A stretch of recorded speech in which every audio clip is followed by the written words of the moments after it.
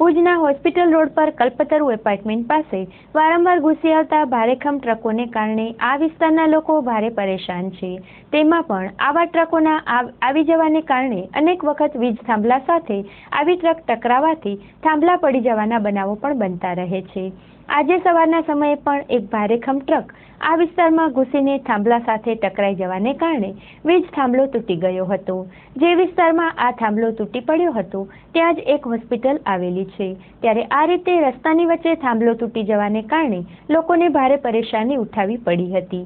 વળી આ પ્રથમ વખત નથી કે આ વિસ્તારમાં ટ્રકના ટકરાવાથી થાંભલો તૂટી ગયો હોય, પણ આ પ્રકારના બનાવો વારંવાર બનતા રહે છે।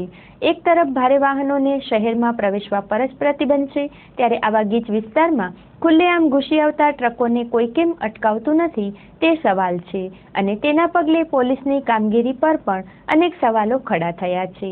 આ વિસ્તારમાં અનેક વેપારીઓની દુકાનો આવેલી છે, જેમાં સતત લોકોની અવરજવર રહે છે, ત્યારે આ રસ્તા પરના આ પ્રકારના ટ્રકોએ મોટું જોખમ સર્જ્યું છે।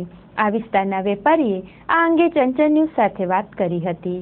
અહીંયાથી કોઈ ક્યારે ટ્રક થતી નથી, નાના વાહનો જ અવરજવર કરતા હોય છે। દવાનો ધંધો છે અમારો, વિજયનગરમાં કલ્પતરુ આ બિલ્ડિંગ છે ત્યાં અમારો ધંધો છે, અને ખાસ તો આ ટ્રક અહીંયા ક્યારેક પહેલી વાર નથી બન્યું, અગાઉ પણ અહીંયા એ લોકો ટ્રક વાળા ઘરે પસાર થાય છે ત્યારે લોકો વાયર કાપીને ગયા છે ઘણી વાર।